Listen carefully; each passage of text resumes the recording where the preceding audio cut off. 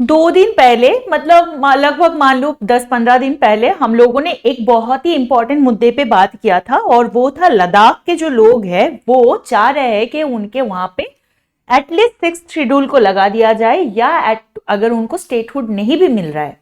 लेकिन अब जो उनके मांग है वो और थोड़ा सा डिफरेंट लेवल पे जा चुका है, और आप लिख कर ले लो, ये टॉपिक आपके लिए बहुत बहुत बहुत इंपॉर्टेंट होने वाला है। इस वजह से इस वीडियो को आखिर तक जरूर देखना, वीडियो को लाइक जरूर कर देना, और आपके जो बहुत ही इंपॉर्टेंट आपके एनालिसिस है, आपके डिस्कशन है, आपके जो सोच है, आपके थॉट है, वो कमेंट सेक्शन में लिखना मत भूलिएगा।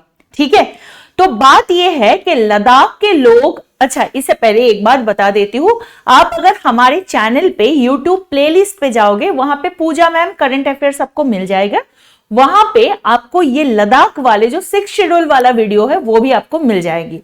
लेकिन यहां पे हम जो आज बात करेंगे वो 6th शेड्यूल से हट के थोड़ा सा ज्यादा हम डीप घुसने वाले हैं।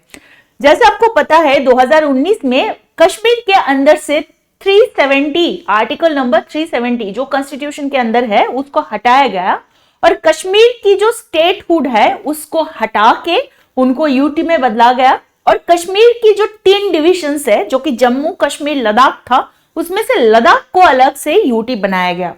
अब लद्दाख को तो यूटी बनाया गया, लेकिन वहां के जो लोग हैं, वहां के जो इनहैबिटेंट्स है, वहां के जो निवासियां है, उनको ये लगता है कि उनके जो सांस्कृतिक, उनकी जो भूमि है, उनकी उनसे जो संस्कृति के साथ जुड़े हुए उनकी जो एथनिसिटी जिसको कहते हैं, वो कहीं ना कहीं पे टूट रहा है। और हमें ये बात ऑलवेज याद रखनी है कि हम, वो होता है ना, प्राण जाए लेकिन जाति धर्म ना जाए।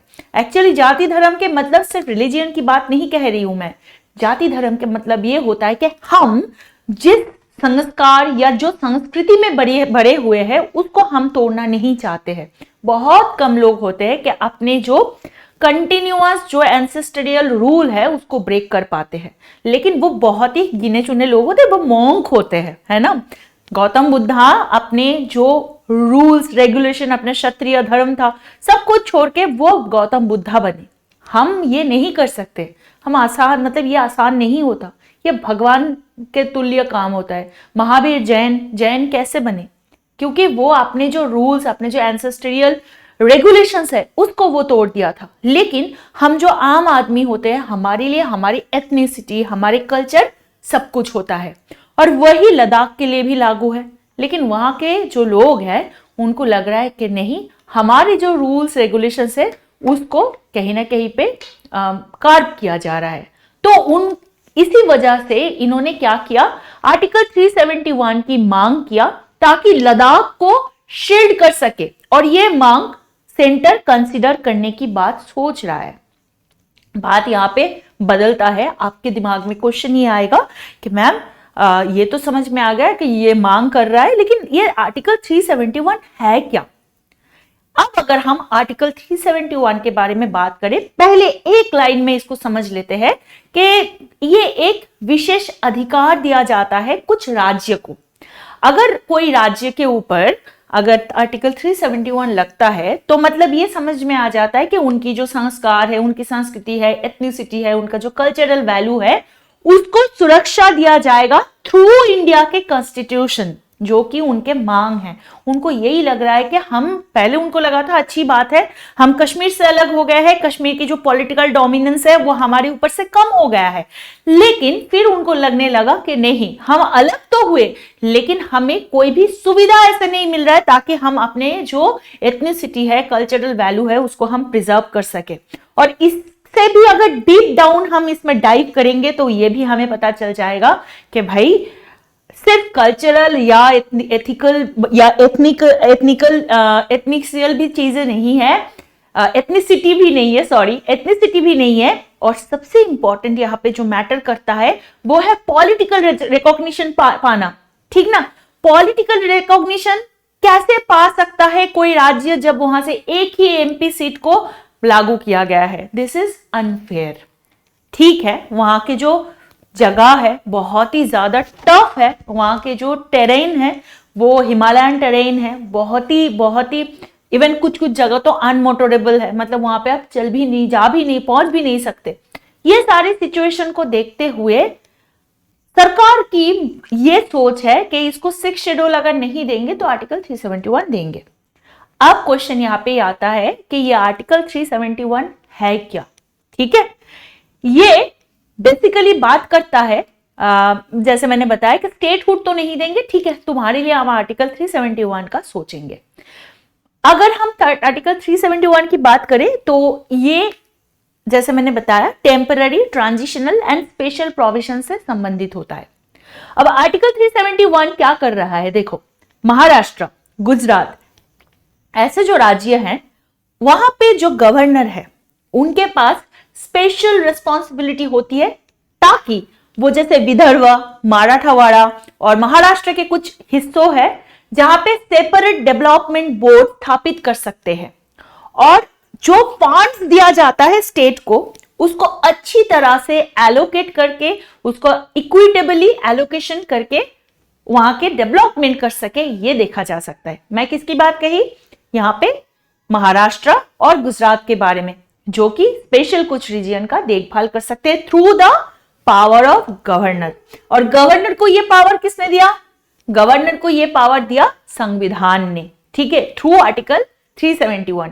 अगर हम बात करें तो आर्टिकल 371 को डिवाइड किया जाता है आर्टिकल 371 से लेकर आर्टिकल 371 जे तक, या आर्टिकल 371 ए से लेकर आर्टिकल 371 जे तक क्लियर किया जाता है।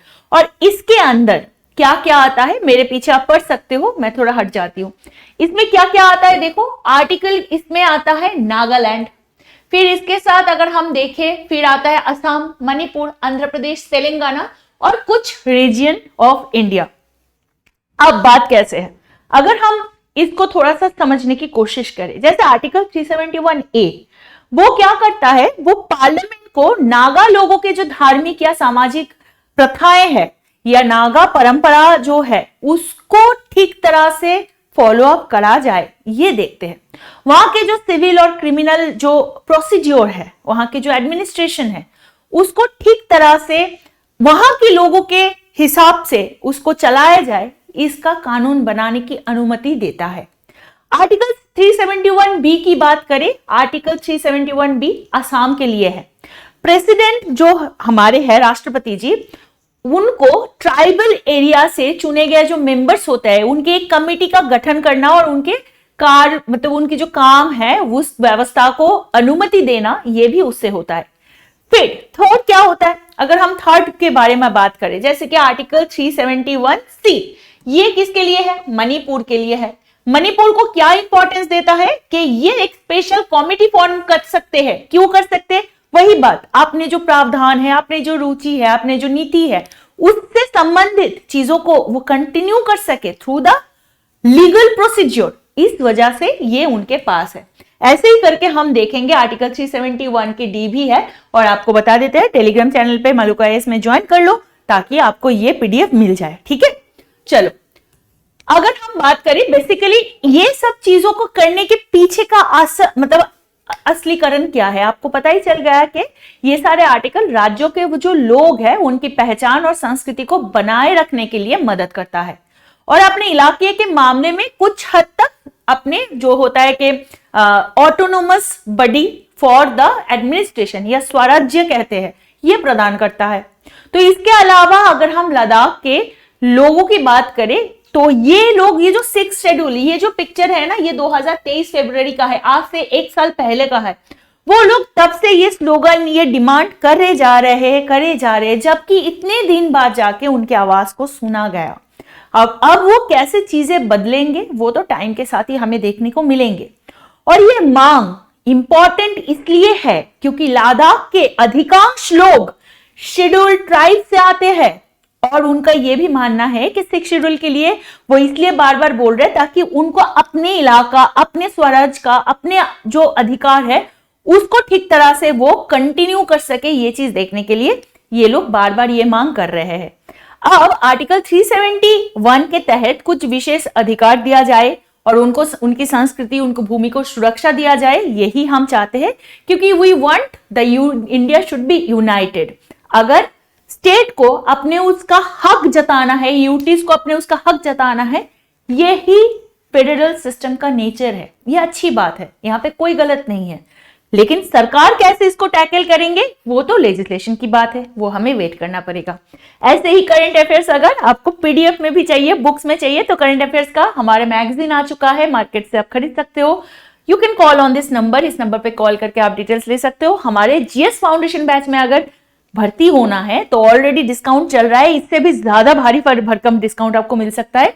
For that detail things also I will suggest you to call on this number and talk to the concern person. आज के लिए इतना ही, आपसे मिलेंगे। और आप फिर से याद दिला दूं, हमारे सोशल मीडिया प्लेटफॉर्म के साथ जुड़ना ना भूले, ताकि आपको सारे अपडेट टाइम टू टाइम मिलते रहे और आपके प्रिपरेशन हो जाए एकदम झकास। चलो मिलते हैं आपको नेक्स्ट सेशन में, तब तक के लिए please take care, be a responsible citizen. जय हिंद।